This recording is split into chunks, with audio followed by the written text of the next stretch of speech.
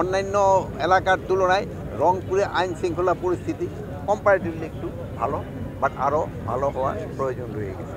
এখন যেই আপনি জানেন যে রংপুরের বিট হলো আবু সাইদ, ওই জন্য ওখানে আমি আগে গেছিলাম। আশেপাশের দেশের মিডিয়াগুলি কিন্তু আমগো দেশের সম্বন্ধে অপপ্রচার চালায় যাচ্ছে। আপনারা এখানে আসেন, আপনারা একটা সত্য ঘটনাগুলি প্রকাশ করবেন এবং এই অপপ্রচারের আপনারা জবাব দিবেন। আপনারাই পারেন কিন্তু এই অপপ্রচারের জবাব দেওয়ার জন্য। আপনারাই একটা সত্যি ঘটনাটা যদি তাদের জানাই দিতে পারেন, আপনারা এরা প্রপার জবাব পেয়ে যাবেন। আরেকটা জিনিস এখানে জানছে, আমরা এখানে আসছিলাম যে আপনারা সবসময় জানেন যে এই রিক্রুটমেন্টের সময় ওই কোনো রকম ঝামেলা হয় পুলিশের রিক্রুটমেন্টে।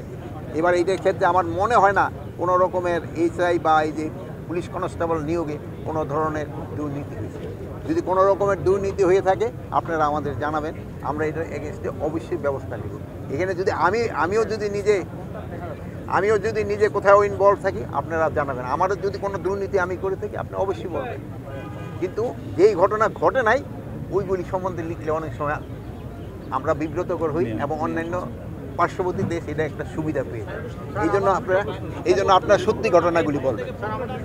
একটা করে করেন একজন। সেটা হচ্ছে স্যার, উত্তরাঞ্চল তো কৃষি উৎপাদনের দিক দিয়ে অনেক আগায় আছে। লালমনিরহাটে স্যার সারের সংকট দেখা দিয়েছে।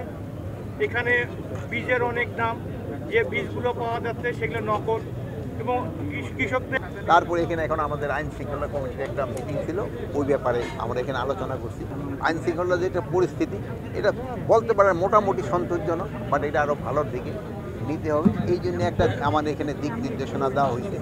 প্লাস এখানে আমি আপনাদের কাছে বিভিন্ন একটু কথা আপনাদের কাছে আমি সাহায্য সহযোগিতা চাবো যে নেদারল্যান্ড থেকে আরেকটা হলো বিএডিসি একটা দেয়, আরেকটা হলো ব্রাকেট বীজ থাকে।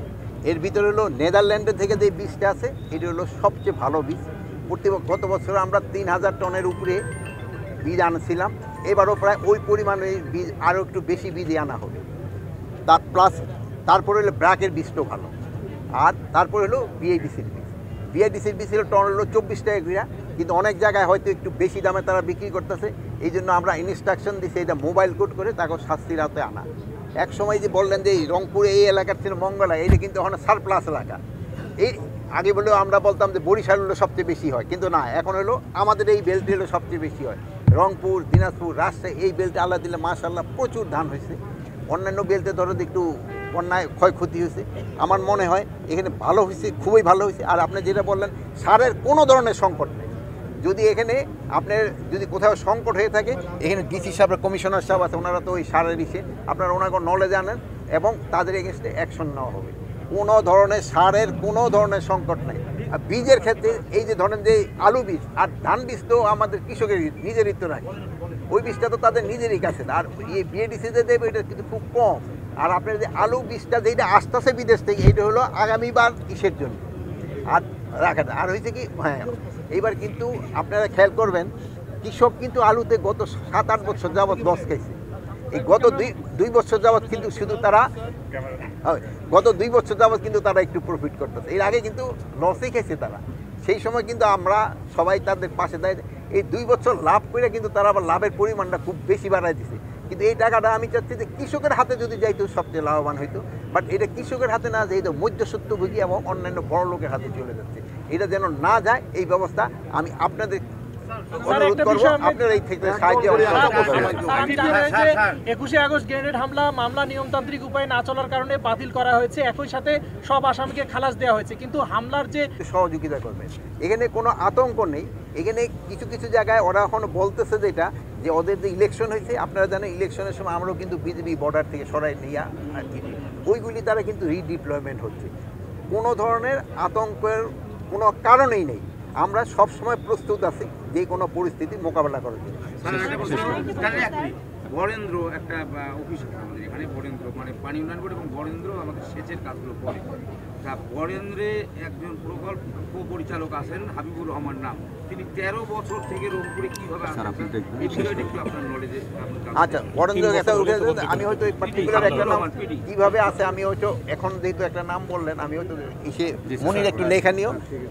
আর বরেন্দ্র কিন্তু আপনার শোনেন বরেন্দ্র কিন্তু আপনাকে এলাকার ভালো কাজ করে যাচ্ছে, এই জন্য কিন্তু আমরা বরেন্দ্রের স্বাধীনতা পদকের জন্য আমরা রিকমেন্ড করছি এই এলাকায় উন্নয়নের জন্য, না ওনার জন্য না, ওনার প্রতিষ্ঠানের জন্য। আর এই ব্যক্তি যদি উনি করাপ্ট ওনার এগেছে ডেফিনেটলি অ্যাকশন নেওয়া হবে। শোনা আমি তো নাম বলছেন, আপনি তো আমার সময় দিতে হবে, আমি তো নামটা লেখা নিয়ে গেছি, এখন তো আমি আর কিছু করতে পারবো না। আমি যাই তার এগেছে আমি তো বুঝতে আর নলেজে দেওয়া দরকার নেই। আচ্ছা আর ভালো থাকেন বলেন।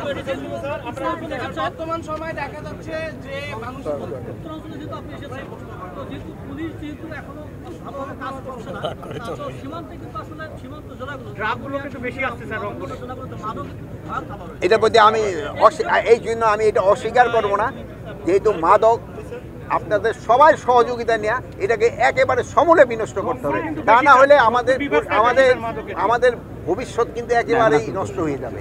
এই জন্য আমি আপনাদেরও জন্য সাহায্য এবং সহযোগিতা চাবো, এই সবাই মিলে আমরা মাদক যেন শেষ করি। বিভাগীয় ছাত্র সমন্বয় স্যার কথা বলতে চাইছিলাম, সময় পাইনি স্যার, আপনি প্রেসটা দিয়ে দেবো স্যার।